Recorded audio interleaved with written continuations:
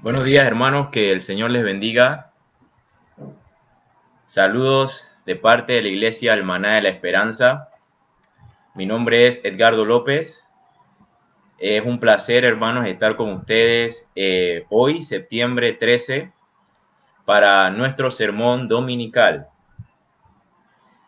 Para empezar, hermanos, vamos a empezar con una palabra de oración y luego daremos inicio entonces a nuestro sermón. Oremos. Padre nuestro que estás en los cielos, Señor, santificado sea tu santo nombre.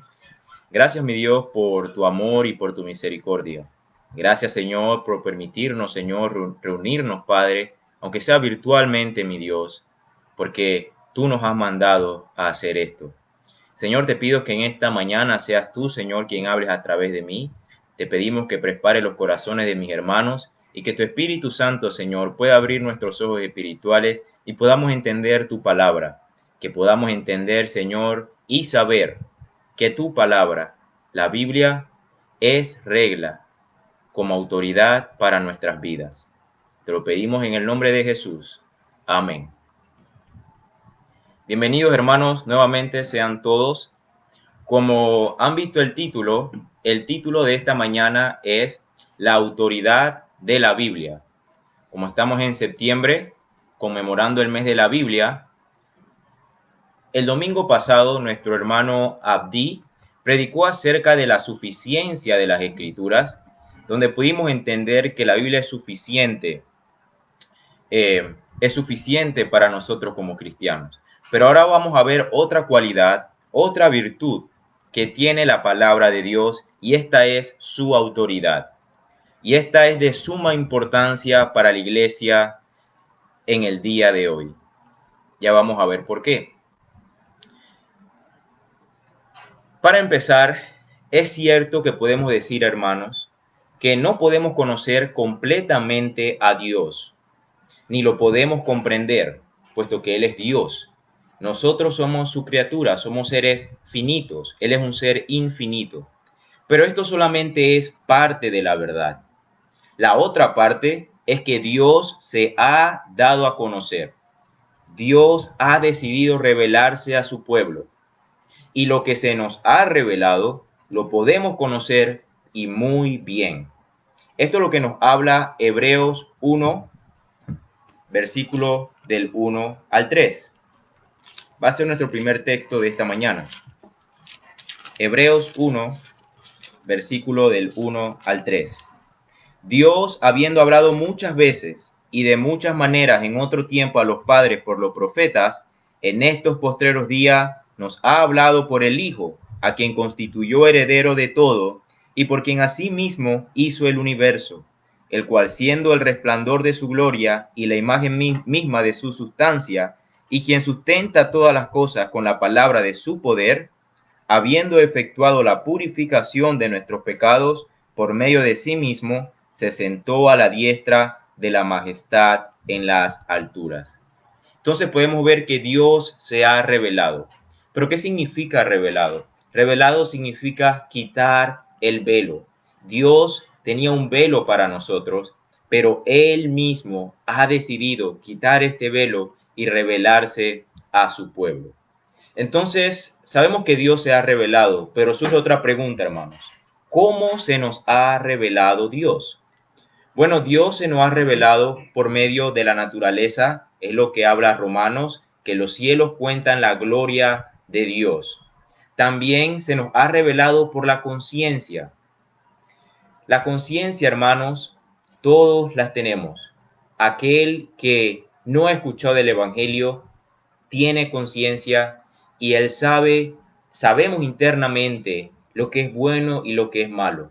Es esa la razón por la cual nadie, aunque no sea cristiano, nadie va matando por ahí en la vida, o nadie va robando por ahí en la vida, porque dentro de nosotros, nuestra conciencia nos dice que eso es malo. Entonces el Señor nos ha dado una conciencia también. Yo creo que mucha gente lo conoce como, o le dice, la semilla de la religión. Ahora, esta revelación de la naturaleza y la conciencia se conoce como revelación general, una revelación general para todos, para toda su criatura. Ahora, esta revelación general, hermanos, no alcanza para que una persona sea salva. Esto solamente nos deja sin excusas ante Dios. ¿Y por qué digo que no alcanza para que una persona sea salva? Bueno, al ver las imponentes montañas o al ver el imponente Valle de Antón o el Cerro Chame o al ver un atardecer hermoso, esas atardeceres y esas montañas y esa naturaleza extraordinaria no nos dicen nada acerca de la obra de Cristo. Por lo cual esa revelación general no alcanza para ser salvo. Pero el Señor ha decidido revelarse también por medio de su palabra. Y esto es lo que llamamos revelación especial. Juan Calvino dijo esto: Dios vino a buscarnos, y como no podíamos levantarnos para llegar hasta Él, Él vino a nosotros. No nos dejó en tinieblas, Él decidió revelarse. Entonces, desde ya podemos tener algo claro, hermanos, que Dios ha decidido revelarse y lo ha hecho por medio de la naturaleza, la conciencia que nos ha dado y por medio de su palabra. Ahora, en esta mañana nos vamos a enfocar en la revelación especial de Dios, que es la palabra de Dios. Como nuestro título dice, la autoridad de la Biblia. Ahora, la gente piensa hoy en día, este pensamiento popular, que la autoridad va en contra de la libertad, que la autoridad siempre va en contra de lo que yo quiero. Pero empecemos a definir primero qué es autoridad. Autoridad significa tener dominio, tener dominio. Dice que es una potestad inherente o delegada de dirigir u ordenar.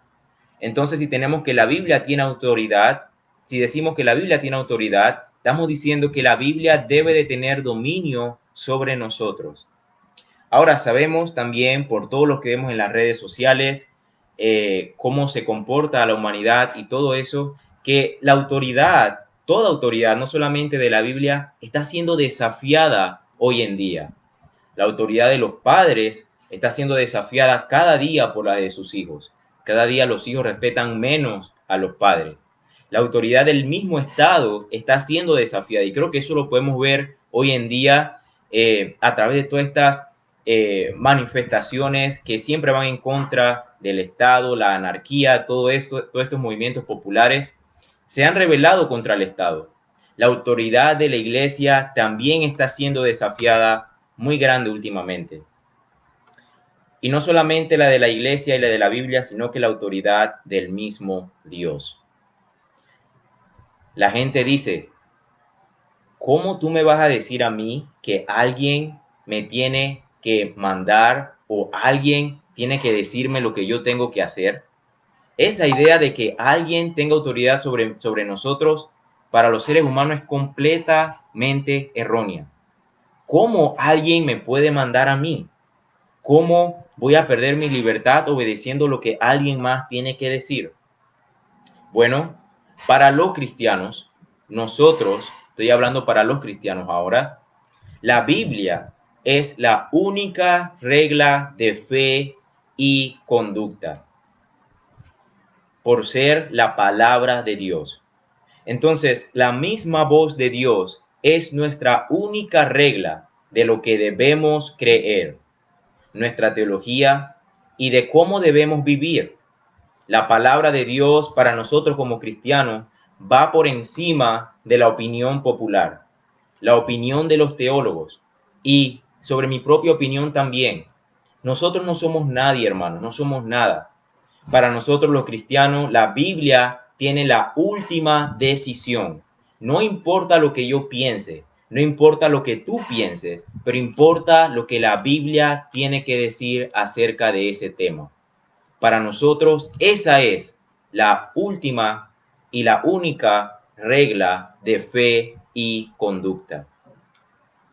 Jesús dijo en Mateo 28:18, toda autoridad me es dada a mí en el cielo tanto como en la tierra. Esto es increíble. Jesús está diciendo toda autoridad le ha sido dada a él. Yo estoy seguro, hermanos, que si hoy en día el Señor se apareciera físicamente en su sala o en su cuarto o en su portal, donde quiera que nos estás escuchando, y le hablara de manera audible, estoy seguro que toda persona obedecería y le seguiría, porque Él es Dios. Entonces, si esto es cierto, hermanos, la pregunta es, ¿cómo Jesucristo, quien tiene esta autoridad, quien se le ha dado toda autoridad tanto en el cielo como en la tierra, cómo Jesucristo habla hoy? ¿Cómo Él se dirige a su iglesia? Bueno, traigo esta mañana 5 corrientes populares o 5 escuelas de pensamiento que buscan responder esta pregunta. Primero, tenemos la Iglesia Católica Romana. Para ellos, Cristo dirige a su iglesia a través del magisterio, a través del Papa y a través de los obispos. Esto es lo que piensa la Iglesia Católica Romana. Hay otro grupo también que se llaman los ortodoxos orientales. Para ellos, Cristo dirige a la iglesia por medio de la tradición santa. ¿Y qué es la tradición santa para ellos?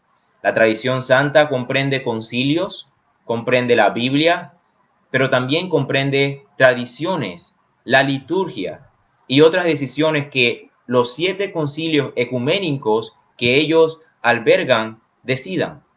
Entonces, esta es nuestra segunda escuela de pensamiento. Los teólogos liberales buscan responder a esta pregunta diciendo que Cristo gobierna a través de la conciencia individual o la experiencia individual.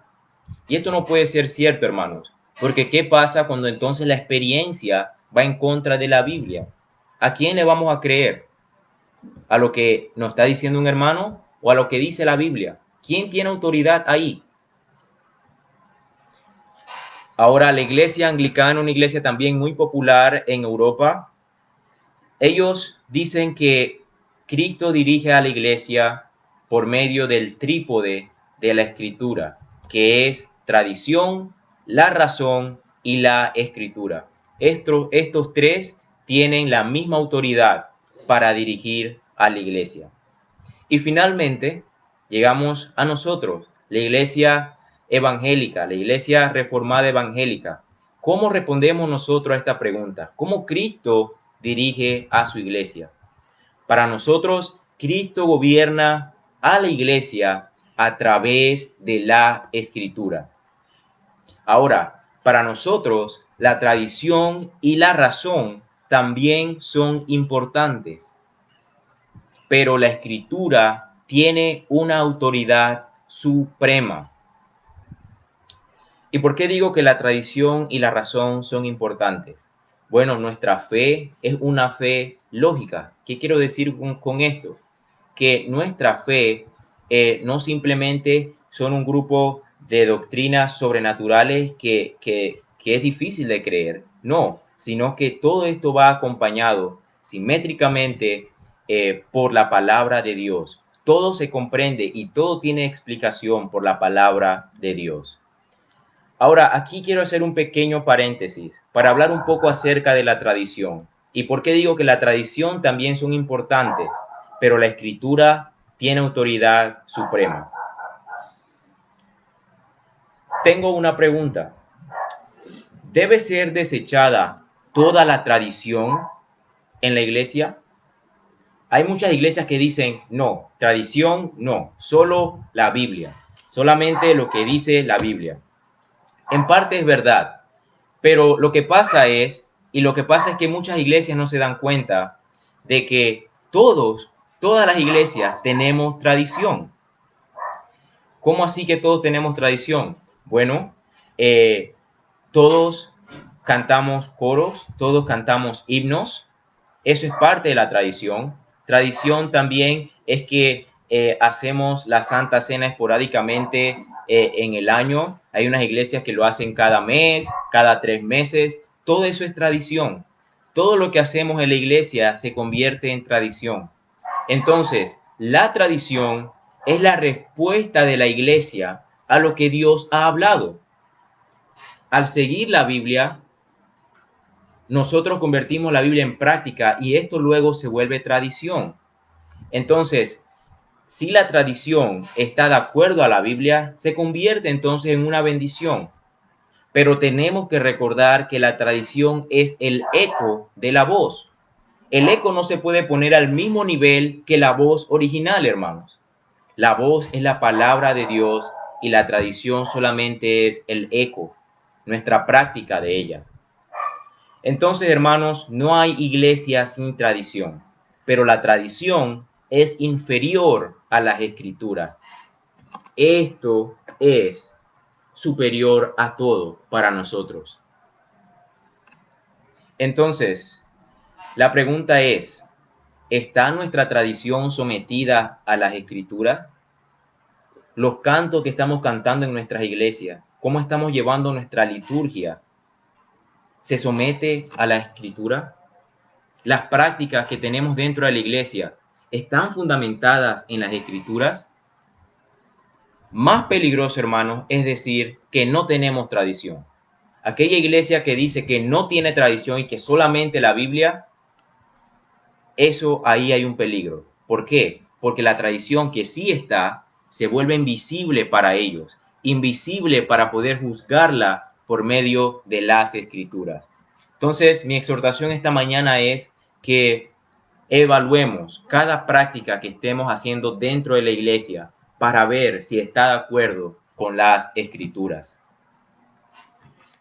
Jesús deja claro cuándo debe ser desechada la tradición en Mateo 15, versículo del 8 al 9.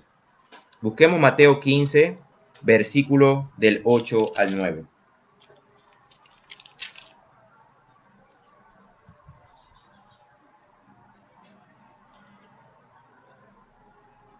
Aquí Jesús estaba hablándole a los escribas y fariseos, diciéndole, este pueblo de labios me honra, mas su corazón está lejos de mí, pues en vano me honran, enseñando como doctrinas mandamientos de hombres. La tradición debe ser desechada, hermanos, cuando el hombre se pone al mismo nivel de Dios.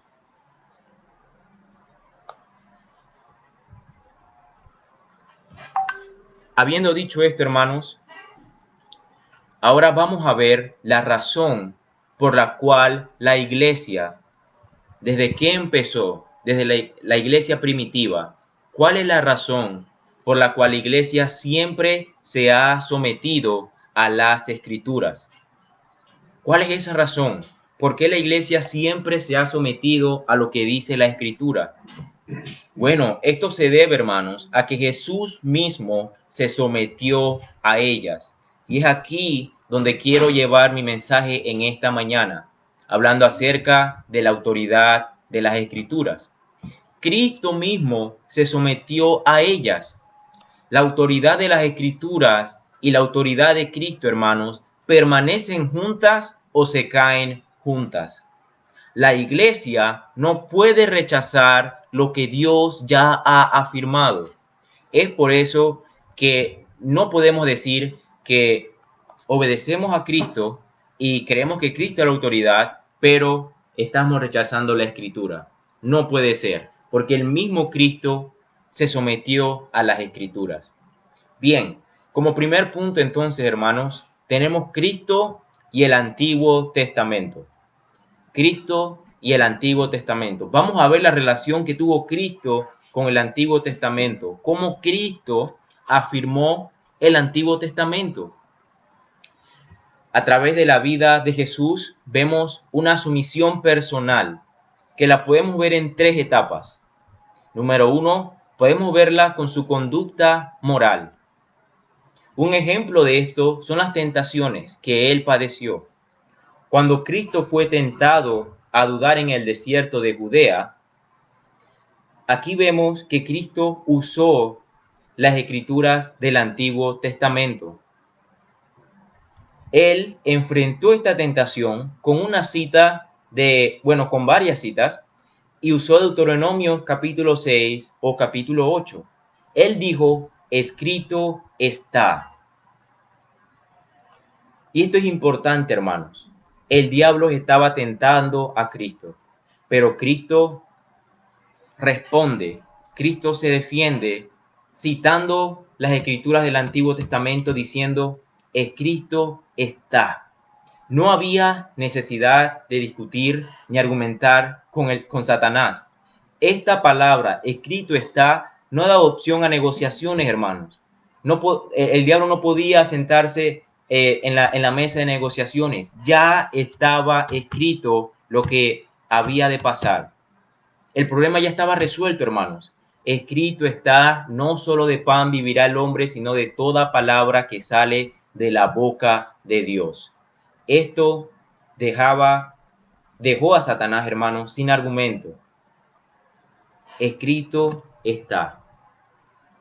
Fin de la discusión. Está escrito en las palabras de Dios que no solo de pan vivirá el hombre, sino de toda palabra que sale de la boca de Dios. Entonces, Cristo se sometió de manera moral por medio de su conducta al Antiguo Testamento. Ahora veamos cómo Cristo también se sometió o afirmó la autoridad del Antiguo Testamento con su misión, con la misión oficial que él vino a traer o que él vino a cumplir. Cristo vemos que cumplió las profecías de Isaías. Él fue el siervo sufriente de Isaías 53. Él cumplió también las profecías de los otros capítulos en lo que vemos también de Daniel, y los va a cumplir, hermanos. Cristo entonces afirma la autoridad del Antiguo Testamento cumpliendo su misión oficial. Veamos Lucas capítulo 24.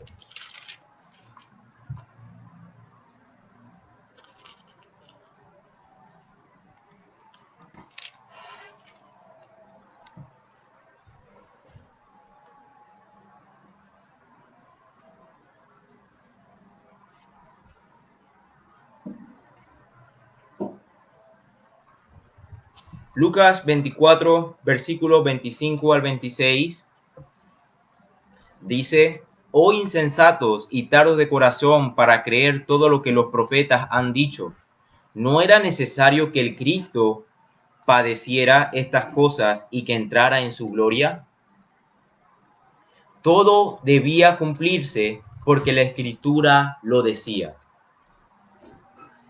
También podemos ver cómo él cumplió su misión en el ejemplo de Pedro. Recordemos cuando Jesús fue aprehendido por los fariseos, Pedro sacó su espada y cortó la oreja del siervo del sumo sacerdote. Veamos esto rápidamente en Mateo 26, versículos del 53 al 58. ¿Qué dijo Jesús? Mateo 26, versículo del 53 al 54. ¿Acaso piensas que no puedo ahora orar a mi Padre? Le dijo a Pedro, y que él no me daría más de 12 legiones de ángeles. Pero ¿cómo entonces se cumplirían las escrituras de que es necesario que así se haga? Entonces vemos, hermanos, que Cristo se sometió completamente a lo que la Biblia, a lo que la Escritura ya tenía, a lo que la Escritura decía. Él se sometió, doblegó su voluntad a ella. Y es de la misma forma que nosotros tenemos que someternos a la palabra de Dios. Entonces ya hemos visto dos puntos, hermanos, cómo Cristo se sometió a las escrituras del Antiguo Testamento. Lo vimos con su conducta moral y ahora lo estamos viendo bajo su misión oficial. Él cumplió su misión, él cumplió lo que estaba escrito en la palabra de Dios. Pero esto lo podemos ver también, hermanos, en sus debates públicos. Recordemos que Cristo se enfrentó muchas veces contra los fariseos y los saduceos, y él los criticaba. ¿Pero por qué criticaba a los fariseos? Él los criticaba porque le agregaban a las escrituras, le agregaban sus propias tradiciones, y él se opuso a esto férreamente. Y en el capítulo de Mateo 23 podemos ver todo lo que les dijo Jesús a ellos. ¡Ay, fariseos! ¿Verdad? Pero también criticaba a los saduceos. ¿Y por qué criticaba a los saduceos, que era una secta religiosa? A ellos los criticaba porque entonces ellos le restaban a las escrituras, le restaban el elemento sobrenatural. Ellos no creían en la resurrección. Y recordemos lo que les dijo Jesús. Jesús les dijo: erráis, ignorando las escrituras y el poder de Dios. Entonces, hermanos, vemos algo importante, que a las escrituras no se le puede añadir nada, ni se le puede quitar nada. Y es por este mismo motivo por la cual Cristo mismo contendía con ellos a cada rato. Criticaba a los fariseos por agregarle y criticaba a los saduceos por quitarle a las escrituras. Ahora, quizás algunos de ustedes se estarán preguntando, ¿y qué pasó en el Sermón del Monte? Cuando Jesús dijo: habéis oído, pero yo os digo. ¿Será que estaba contradiciendo las palabras o las escrituras del Antiguo Testamento? No, hermanos, él nunca contradijo las escrituras. Él nunca contradijo a Moisés por medio del Sermón del Monte. Lo que él estaba era aclarando las distorsiones de todo lo que se había dicho, de todo lo que había dicho Moisés en la ley anterior. Vemos entonces, hermanos, que él se sometió humildemente al Antiguo Testamento. Si Cristo, que es la segunda persona de la Trinidad, que es Dios también, se sometió al Antiguo Testamento, hermanos, nosotros también deberíamos someternos a la palabra de Dios. Como segundo punto, tenemos ahora, hermanos, Cristo y el Nuevo Testamento. Ya vimos las tres esferas por las cuales Cristo afirmaba la autoridad del Antiguo Testamento: su conducta, su misión y sus debates públicos. Ahora vamos a ver nuestro segundo punto: cómo Cristo afirma la autoridad del Nuevo Testamento. A través de la vida de Cristo, hermanos, podemos ver claramente que su intención era que se escribiera el Nuevo Testamento y por la misma razón hizo que se registrara todos sus hechos. Bueno, no todos sus hechos, ¿no? Porque vemos que hay un versículo que dice que si se escribiera todo lo que Jesús dijo, los libros no caberían en todo el mundo, lo cual era una hipérbole, ¿no? Obviamente, era una exageración, pero lo que se nos dice es que todo lo que hizo Jesús no fue detallado al detalle, pero era la voluntad de él que se registraran los sucesos que se registraron para saber lo que Dios estaba haciendo a través de él. ¿Y cómo él hizo esto? Bueno, él lo hizo nombrando y equipando a los apóstoles. Detengámonos un poco y veamos, hermanos, lo que quiere decir la palabra apóstol. Viene de la palabra griega que significa apóstolos, que literalmente significa enviar en pos de sí, enviados. Vamos a ver entonces, hermanos, 3 referencias de esta palabra rápidamente en el Nuevo Testamento. En Juan 13:16 es la única vez que esta palabra se le da a la iglesia, porque como todos los cristianos tenemos, decir así, una misión, ¿verdad?, apostólica, que es de ir y de predicar la palabra de Dios. Pero es la única vez donde se menciona esta palabra respecto a todos los creyentes, en Juan 13:16. Vamos a leerlo rápidamente.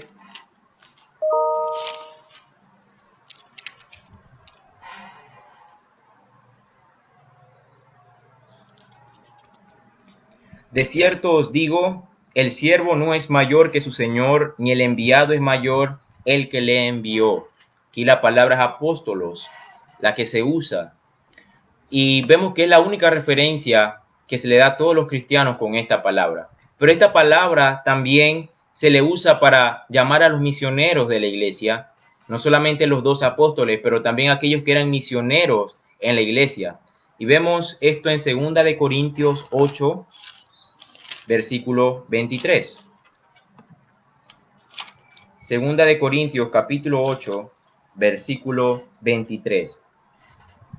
En cuanto a Tito, es mi compañero y colaborador para con vosotros, y en cuanto a nuestros hermanos, sus mensajeros de las iglesias y gloria de Cristo. Son mensajeros de las iglesias. La palabra aquí en el griego era apóstolos, que eran enviados.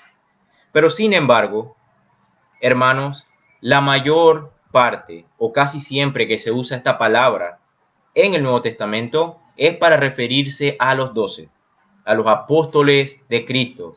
Ellos eran sus voceros, ellos eran sus autorizados. Cristo mismo le dio su autoridad y les dio autoridad a ellos. Vamos a ver Mateo capítulo 10:40 para confirmar esto. Mateo capítulo 10, versículo 40.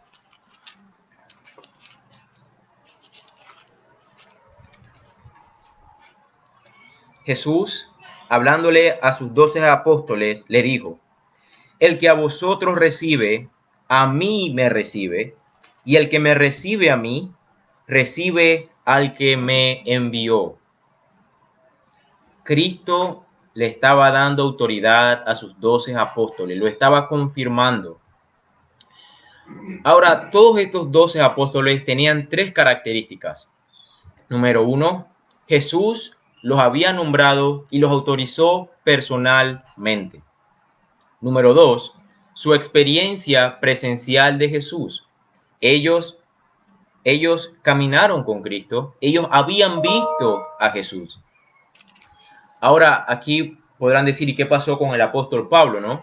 Bueno, Pablo les dijo a los de Corintios que él mismo había visto a Cristo en su camino a Damasco, ¿verdad? Cristo se le apareció. Él tuvo una experiencia presencial de Jesús. Y número 3, hermanos, la otra característica que tenían todos los apóstoles era su extraordinaria inspiración por el Espíritu Santo. Y esto lo vemos en Juan capítulo 16, versículo del 12 al 15. Juan 16, versículo del 12 al 15.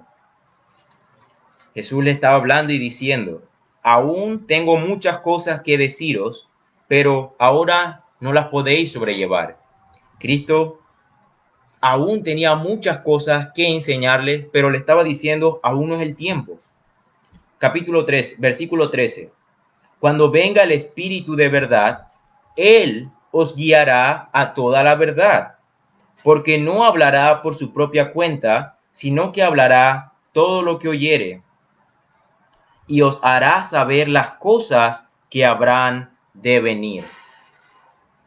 Entonces vemos, hermanos, que los apóstoles tenían una inspiración de parte del Espíritu Santo. Y es por eso que nuestro texto clave en esta mañana dice que toda la palabra ha sido inspirada por Dios. Es cierto que fue escrita por hombres, sin embargo estos hombres fueron inspirados por Dios. Dios exhaló los 12 apóstoles inhalaron y Dios controló cada palabra, cada coma, cada punto de lo que está en el canon bíblico. Entonces, ¿por qué el Nuevo Testamento tiene autoridad? ¿Por qué el Nuevo Testamento tiene autoridad? Juan, ahí mismo hermanos, capítulo 12, versículo 50, dice, Jesús dice, y sé que su mandamiento es vida eterna. Así pues, lo que yo hablo, lo hablo como el Padre me lo ha dicho. El Nuevo Testamento tiene las palabras de Jesús. Y Cristo estaba diciendo, lo que yo hablo, lo hablo como el Padre me lo ha dicho. Es decir, que tiene la palabra del mismo Dios.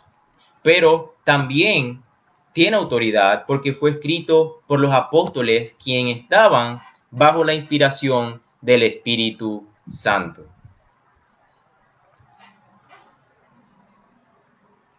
Vamos a ver, hermanos, rápidamente cómo se reconoce la autoridad de los apóstoles. El mismo Cristo primeramente la reconoció. Esto ya lo leímos. Mateo capítulo 10, versículo 40. La palabra de Dios dice, el que a vosotros recibe, a mí me recibe, y el que me recibe a mí, recibe al que me envió. El mismo Cristo afirma su autoridad. Pero también los mismos apóstoles sabían que ellos tenían una autoridad de parte de Cristo. Los apóstoles, recordemos hermanos, que no escribían en nombre de la iglesia. Ellos escribían a las iglesias en nombre de Cristo. Veamos 2 de Tesalonicenses capítulo 3, versículo 14. 2 de Tesalonicenses capítulo 3, versículo 14. Miren esto importante, hermanos. Pablo hablando, diciendo, ya estaba al final de esta carta y dijo, si alguno no obedece lo que decimos por medio de esta carta, a ese señaladlo y no os juntéis con él para que se avergüence. ¿Con qué autoridad habla Pablo aquí? ¿Quién es este que está diciendo que si no se obedece esto, no nos debemos de juntar con ellos? ¿Qué autoridad es esta, hermanos? Es la autoridad que ya Cristo le había dado a Pablo y la iglesia primitiva reconocía esa autoridad, por la cual era fácil seguir estas palabras y no dudaron de lo que Pablo decía. Y esto es muy importante, hermanos, para desenmascarar a todos aquellos que se hacen llamar apóstoles hoy en día. La pregunta para esos que se hacen llamar apóstoles hoy en día es, ¿tienen esos hombres esta autoridad que Pablo tiene aquí? Que dice que si alguno no obedece esto, debemos de señalar a esa otra persona. ¿Tienen ellos esa autoridad para decirnos eso? No, hermanos. Por lo cual concluimos entonces que no hay apóstoles en este tiempo. Ya los apóstoles, ya el tiempo apostólico cesó. Entonces vemos que Pablo mismo sabía que tenía esta autoridad, diciéndole, si alguno no obedece a lo que decimos por medio de esta carta, a ese señaladlo. Entonces, el mismo Cristo reconoció su autoridad, los mismos apóstoles sabían que tenían esa autoridad, pero la iglesia primitiva también conocía la autoridad de los apóstoles. La iglesia primitiva, hermanos, cuando combatía contra los herejes, aquellas herejías de ese tiempo, usaban las enseñanzas de los apóstoles para combatirlas. Hay un ejemplo de un obispo que se llamó el obispo Ignacio, que vivió acerca de los 110 después de Cristo. Era un obispo de Antioquía. Él fue condenado a muerte como cristiano. En camino a Roma, a su ejecución, Ignacio escribió un total de 7 cartas que han sobrevivido hasta el día de hoy. Y para rescatar solamente una pequeña porción de esas cartas, porque nos interesa ahora con nuestro tema, él dijo, no les doy mandamiento como Pedro o Pablo, porque yo no soy un apóstol, sino un hombre condenado. Entonces, la iglesia primitiva reconocía la autoridad de los apóstoles. Esta autoridad también salió a relucir, hermanos, cuando se eligieron los libros o el canon que iba a comprender el Nuevo Testamento. La iglesia cerró el canon del Nuevo Testamento y esto marca claramente una línea entre la era y el periodo posapostólico. Entonces la iglesia primitiva, para saber si debían de incluir un libro en el Nuevo Testamento o en la Biblia, ellos se preguntaban, ¿era este libro apostólico? ¿Fue escrito este libro por un apóstol? En el caso de Lucas, no era un apóstol, pero estaba dentro del círculo cercano de los apóstoles, entonces era apostólico. Y esta era la regla de medir el canon para el Nuevo Testamento. Entonces vemos que la iglesia primitiva también afirmaba la autoridad de los apóstoles. Y por último, hermanos, los reformadores. En el siglo XVI, uno de los gritos de la reforma fue sola escritura. Sola escritura. Lutero fue el que confrontó la autoridad en aquellos días, hermanos.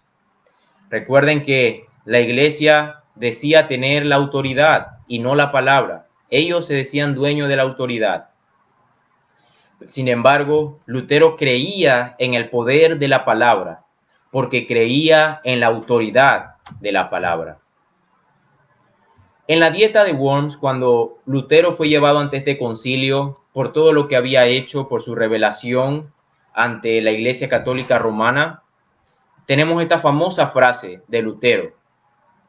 Si no se me convence mediante testimonios de las Escrituras y claros argumentos de la razón, porque no le creo ni al Papa ni a los concilios, ya que está demostrado que a menudo han errado, contradiciéndose a sí mismos por los textos de las Sagradas Escrituras que he citado, estoy sometido a mi conciencia y ligado a la palabra de Dios.